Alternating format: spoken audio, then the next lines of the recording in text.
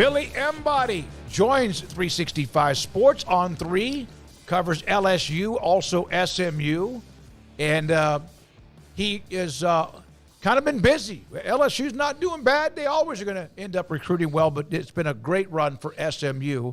He joined us on 365 Sports. Billy, on Wednesday, Dave Aranda, Baylor, and other teams were in Vegas at the Big 12 Media Days, and we were just talking about this. Craig asked him about the uptick in Baylor recruiting, and without blinking in any way, shape, or form, he said, we're paying players. Now, I know SMU joining the ACC gave him a lift, but how refreshing was that, and what would Rhett Lashlee say if asked the same question?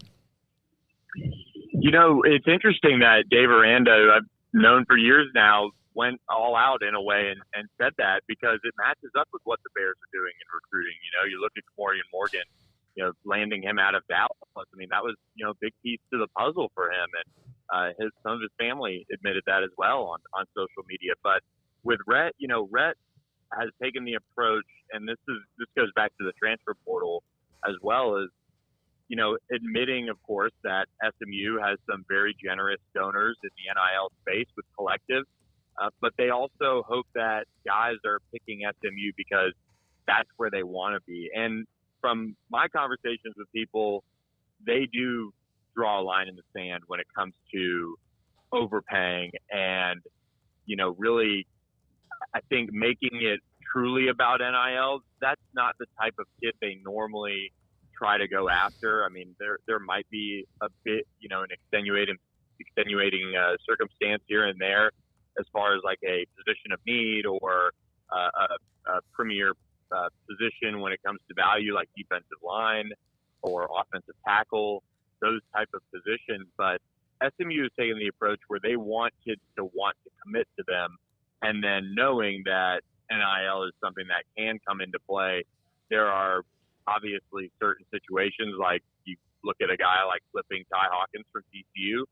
TCU certainly had a nice NIL package on the table for him, as did plenty of other schools that had discussions with him. But, you know, SMU really needed a quarterback. And so I know that's a piece for Tai, but they had also been recruiting him for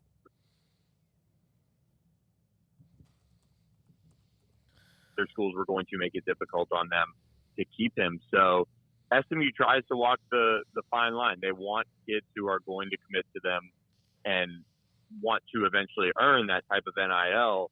And in some cases, they also jump into the mix with it in the high school ranks when, you know, allowed, or however that works out contractually with what collectives do now.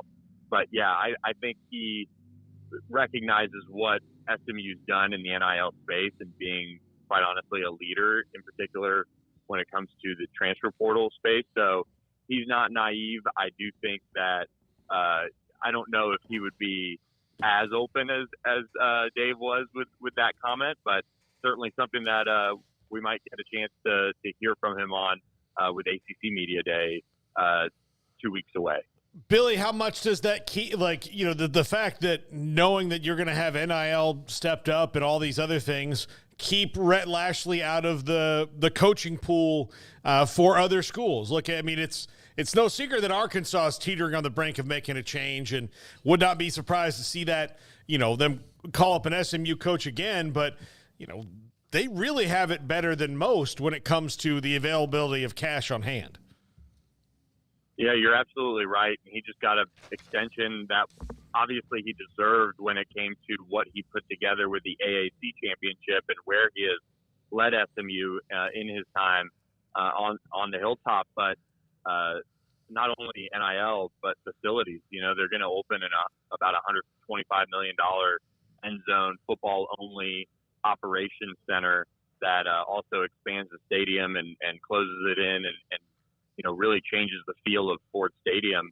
And then NIL is a big piece as well. You know, coaches want to know that they can go out and get players that they need in this new landscape of college football. So I'm sure there are jobs that he would entertain out there if certain programs came calling. There's, you know, little doubt to that. And Mississippi State was a school that reached out to him this past offseason. There were a couple of others. But he opted to stay put at SMU. I think his list is, fairly short outside of the, true blue bloods of college football that he would really listen to. He's pretty happy from what it seems. He's got a lot of support, and watching the program closely, I can see that more people, as the ACC season, the first season in the ACC gets closer, you're seeing more and more people jump on that bandwagon from an alumni standpoint. So the resources are there in a big way, and I do think that's a reason why a lot of his staff stayed as well at SMU this offseason.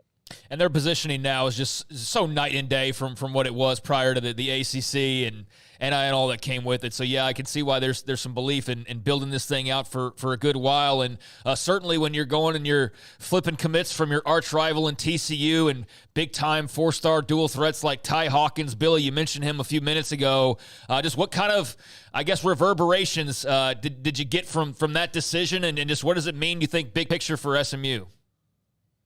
Yeah, Tai Hawkins, Jalen Cooper, four-star wide receiver, Ahmad Odom. Mm-hmm. They've been on a heater, like you guys mentioned in the opening. But to flip Tai and Isaiah Robertson as well from Texas Tech last week. But Tai Hawkins was someone that SMU offered a few months before TCU did.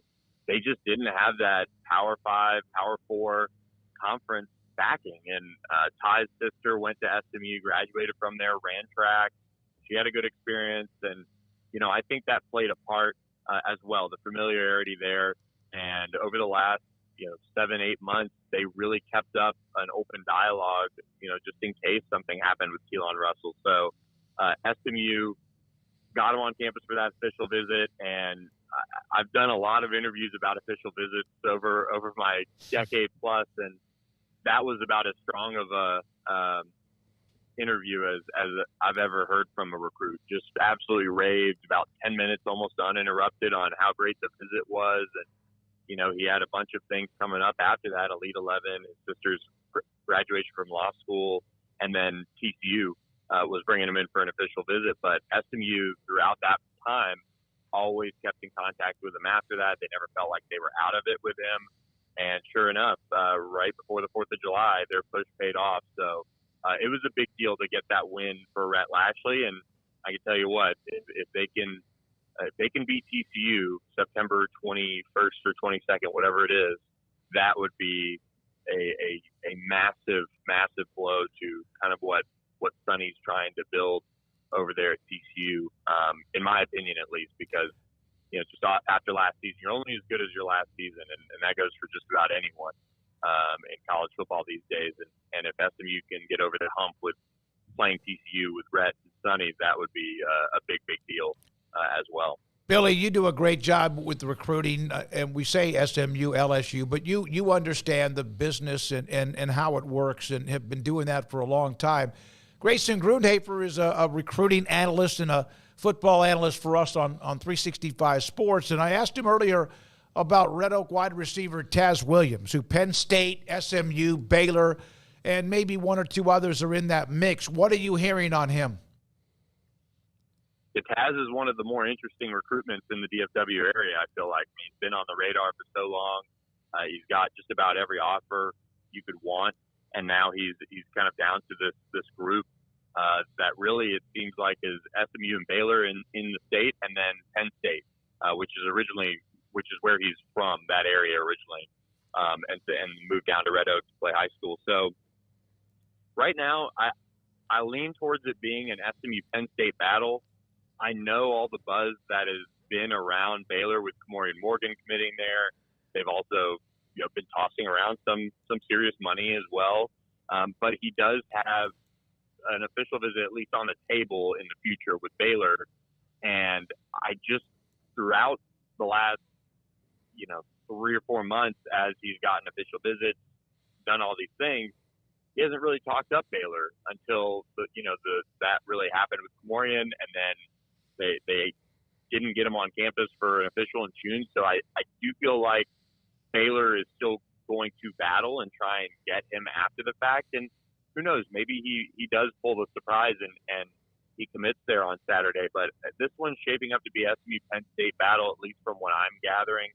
and it really is. I think it's going to be a toss-up. I don't think we're going to see something really break where all of a sudden one coaching staff gets a lot of confidence. He's either going to tell one side right before he makes the decision, or he's going to keep it close to the vest all the way through. So that is kind of rare to see that happen in recruiting these days. You know, somebody leaks something and you kind of hear about it, but Penn State's done a really good job recruiting him. I'll say this about SMU. They also have done a good job, and they have so much playing time available next season. They lose 6 wide receivers, and they might lose 7 if Jordan Hudson has the season that they hope he does. So they'll be replacing their entire wide receiver group. Billy, I know you cover LSU as well, but what's it like just to kind of be where SMU is right now as a guy who's covered them for a good long time and just kind of take in, all the things that you're talking about, versus maybe what you're thinking and talking about 3 or 4 years ago?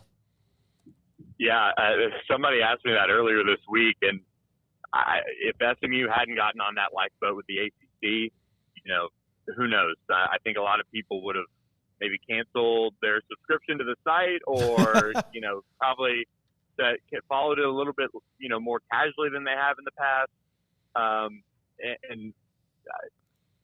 It's going to be emotional for a lot of people when Florida State rolls into Ford Stadium to play that first ACC game from the fans. But someone who's covered this program for a long time, and I went there as well, it's pretty cool to see it be back where they honestly, biased here a little bit, but they should belong. They've got three national championships. They were the only group of 5 that went Power 5 or moved up in a sense outside of independent BYU that has national championships on their resume in football. So they're now back kind of where they were. We know the death penalty isn't likely to be handed down again, and I think some people would maybe like that over again, and then some people in the state of Texas would certainly vote for it again. But for SMU fans and for people that have been around the program a long, long time now, this is pretty surreal to see it come together, and all the attention and all the things that are falling in place is pretty cool to cover. And the next step is taking it up to the next level when it comes to the on-field play as they move to the ACC now. Now they've got to continue to build on what they've done in the portal and adding in that high school flavor of trying to be in the top 25 classes, which they are right now. I haven't looked in a couple days, but I think they were higher than any Big 12 team last I looked, unless somebody made a move. But so they've got things rolling right now, and there's a lot of excitement. And that's, again, it's been a long time that I've been covering the program, and to see it get this type of attention is now a little bit of validation for sticking that part out too. Well, it's been a long wait, and I'm happy for them. I know that there was some thoughts about, well, no, don't let them in a conference because they're going to do what they're doing now, which is recruit, and they're doing incredibly well. Garrett Ross, who produces the show, is a LSU homer, and so with you also, and we have Mike Scarborough on occasionally, but with you being an LSU guy, Garrett, and what Billy does covering the Tigers, you want to pepper him with a question or two. Yeah, Billy. So LSU, has traditionally been known as DBU, but if you look really at the past couple of years, and I think you might even be able to make a case since Aranda left, that really hasn't been the case, and you got guys coming back like Sage Ryan who were okay last year but didn't really make the jump that they needed to do. How do you see that position group kind of reeling in and getting back to what LSU is known for under year one with Blake Baker? Yeah, I love Blake Baker. I love the defensive staff they brought in, and they needed to do that from the standpoint of those guys understand the level that LSU needs to be at defensively, and the floor that the players that they recruit need to meet to be an LSU player, and in particular in the secondary. DBU is a long history of guys like Stingley and Fulton and Delpit and so many others that have come through.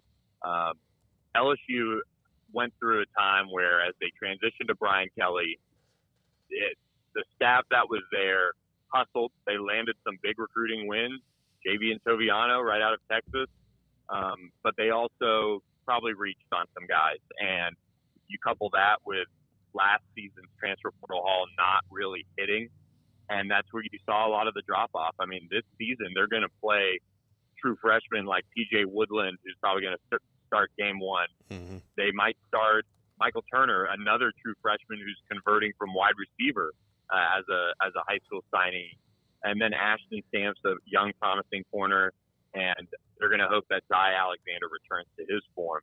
That is a interesting position for LSU to be in, even compared to last season where that secondary struggled. So they're relying on some veterans. Jordan Gilbert from Texas A&M transferred in. They have Sage back, like you mentioned. Major Burns is back. The safety room is okay, but they are overall in a rebuilding mode. And for Corey Raymond and Jake Olson, who's the safeties coach, they've got to nail this high school class and then probably still add from the transfer portal. They're in on 5 stars like DJ Pickett. They're trying their everything to land some talent. They're going to land, I think, a 4-star safety on Saturday, and Jace Thomas, who's from Louisiana, who's really blown up. They've got to find ways to add multiple corners who can play right away, because that's really where they're at with this cornerback room. And then safety has some young talent that's coming up.